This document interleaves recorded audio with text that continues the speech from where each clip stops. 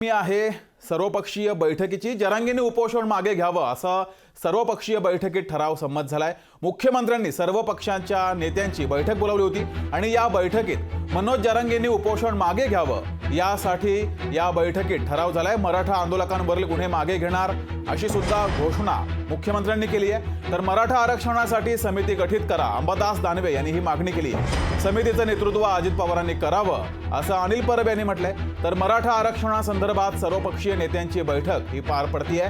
एक समिती गठीत करून त्यांचं नेतृत्व अजित पवार यांनी करावं अशी माहिती सर्वपक्षीय नेत्यांची पत्रकार परिषद होणार आहे थोड्याच वेळात। मात्र सध्या ही माहिती समोर येते की जी समिती गठीत करणार आहे त्याचं नेतृत्व अजित पवार यांनी करावं अशी माहिती समोर येते। मात्र या बैठकीनंतर थोड्याच वेळात पत्रकार परिषद होणार आहे आणि या पत्रकार परिषदेमध्ये अनेक गोष्टी ह्या स्पष्ट होतील।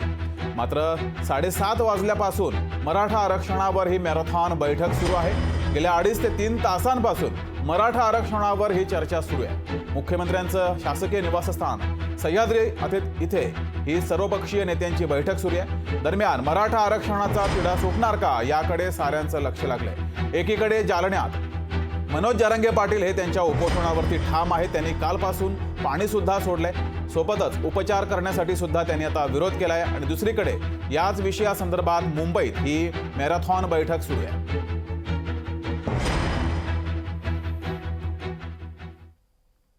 आपल्यासोबत आपल्या प्रतिनिधी ज्योत्स्ना गंगणे आपल्यासोबत सह्याद्री अतिथीगृहाबाहेरून जोडलेले आहेत। तर जालन्यातून आपला प्रतिनिधी सचिन बडे सुद्धा जोडलेले। सुरुवातीला जाऊया ज्योत्स्नाकडे। ज्योत्स्ना, गेल्या 7:30 वाजल्यापासून गेल्या 2.5 ते 3 तासांपासून ही बैठक सुरू आहे, काय नेमकी चर्चा होती आहे?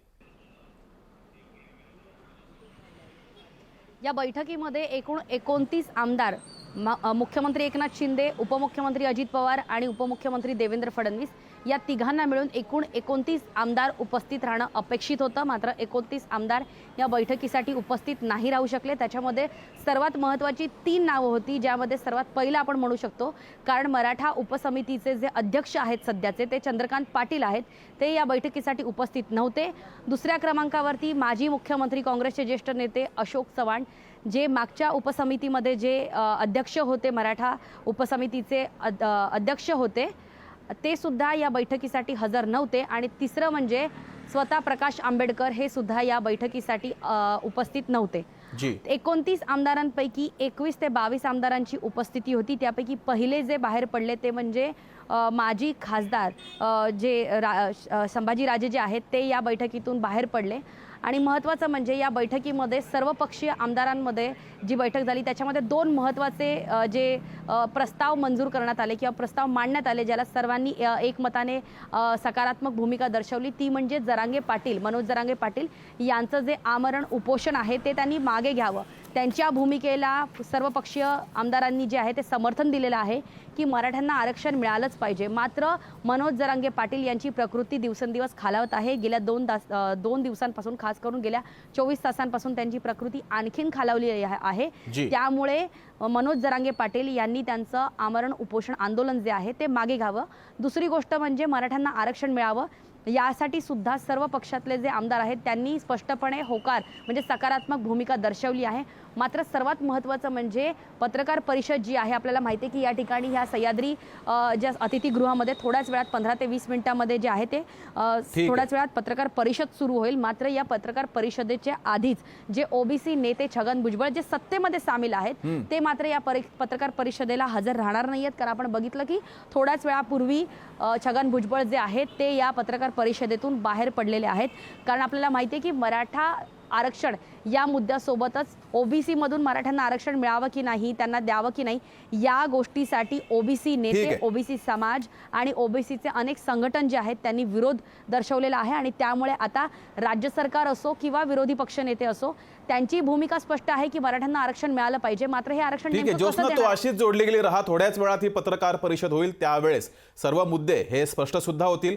आपल्यासोबत जालन्यातून आपले प्रतिनिधी सचिन बडे सुद्धा जोडलेले। सचिन, एकीकडे मुंबईत ही बैठक सुरू आहे, या बैठकीत 2 महत्त्वाचे निर्णय झाल्याची माहिती समोर येते। एक तर जरांगे पाटील यांनी उपोषण मागे घ्यावं आणि सर्वपक्षीय नेते हे मराठा आरक्षण मिळावं यासाठी सकारात्मक असल्याची माहिती समोर येते। थोड्या वेळामध्ये पत्रकार परिषद होईल तेव्हा अनेक मुद्दे हे स्पष्ट होतील। मात्र सध्या जालन्यात कशा प्रकारचं वातावरण आहे, मनोज जरांगे पाटील यांची आता तब्येत कशी आहे?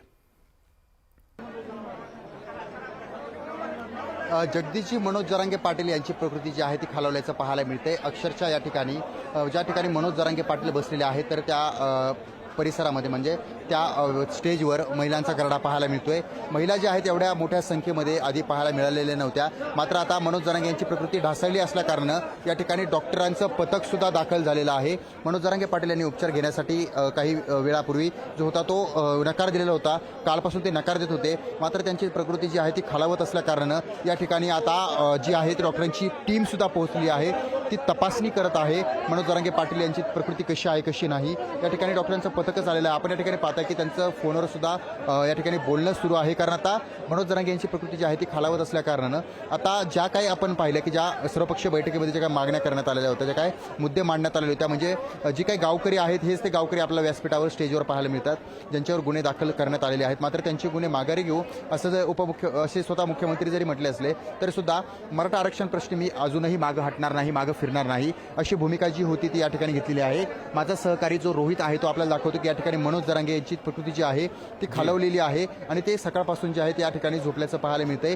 जे काही डॉक्टरांचं पथक आहे, मी माझ्या मित्राला रोहितला विनंती करेल की जो डॉक्टरांचं पथक आहे ते सुद्धा दाखवावं, कारण या ठिकाणी जे काही डॉक्टर दाखल झालेले आहेत ते सुद्धा या ठिकाणी वारंवार फोन करतायत, एकमेकांशी संवाद साधतायत, कारण मनोज जरांगे पाटील यांची प्रकृती जी आहे ती खालावत चालली असल्याकारणानं या ठिकाणी जी परिस्थिती आहे ती महिला ज्या आहेत त्या सुद्धा जमलेल्या आहेत। भावनिक परिस्थिती जी आहे या ठिकाणी निर्माण झालेली आहे, भावनिक वातावरण पाहायला मिळतंय। मनोज जरांगे जे आहे ते या ठिकाणी आपण पाहता आराम करतात। मात्र कुठेतरी जी बैठक आहे सर्व पक्षांची जी झालेली जरी असली तरी सुद्धा कुठेतरी अजूनही जी मागणी करण्यात आलेली आहे की जी काही विनंती करण्यात आलेली आहे सर्व पक्षांकडून की मनोज जरांगे यांनी हे उपोषण मागं घ्यावं, मात्र मनोज जरांगे यावर ठामच असल्याचं जे आहे ते पाहायला मिळतंय। आणि त्यांना आपण आता थोडं विचारूयात, कारण त्यांची सुद्धा या ठिकाणी पत्रकार परिषद जी आहे ती होणार आहे, ते काय भूमिका मांडतात हे पाहणं महत्त्वाचं आहे। मात्र त्यांनी जे आहे त्यांच्या पत्नीला सांगितलं होतं की मी जेव्हा घरातून बाहेर निघेल तेव्हा तू कुंकू पुसून ठेव, जगलो तर तुझा आणि गेलो तर समाजाचा, ही भूमिका जी होती त्यांनी घेतली होती। त्यामुळे मनोज जरांगे यांची भूमिका ही अजूनही अशी ठाम राहणार की काय हे पाहणं महत्त्वाचं आहे। मात्र मनोज जरांगे यांची आरोग्य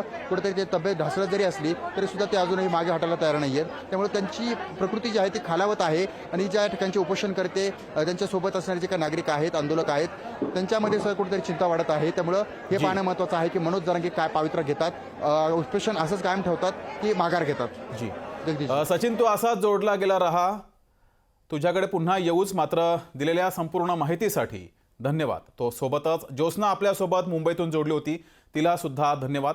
तर मुंबईत सर्वपक्षीय बैठक सुरू आहे आणि थोड्याच वेळात यानंतर पत्रकार परिषद सुरू होईल आणि या पत्रकार परिषदेत सरकारचं काय म्हणणं आहे स्पष्ट होईल। त्यानंतर जालन्यात सुद्धा मनोज जरांगे पाटील हे सुद्धा त्यानंतर पत्रकार परिषद घेण्याची शक्यता आहे। दरम्यान या सर्व पार्श्वभूमीवर जरांगे पाटील यांनी काय प्रतिक्रिया दिली होती थोड्या वेळापूर्वी पाहूयात।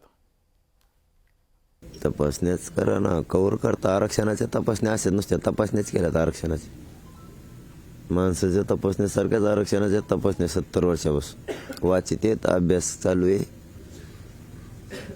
अहवालाचा अभ्यास चालू आहे, मग आरक्षण देतो। हे तपासण्यानं अभ्यास सारखाच आहे, खेळ फसवेचा खेळ। सगळ्या पक्षाने हाक मारली त्यावेळेस मराठा समाज त्यांच्या पाठीमागे उभा राहिलेला आहे, सगळ्यांच्याच। आज कळलं ना, आता कळू द्या ना आम्हाला पण, आमच्या पाठीशी सगळे पक्ष उभा राहिलेत का? आता आम्ही अडचणीत आहे ना, आता आमची पोरं अडचणीत आहेत ना, त्यांना अडचण आली की आम्ही उभा आहेत। आता आमची अडचण आली, बघूयात ना, आता सगळा महाराष्ट्रातला मराठा त्यांच्याकडे बघतोय ना। लोकशाही मराठी ऐका, पहा, जागरूक रहा।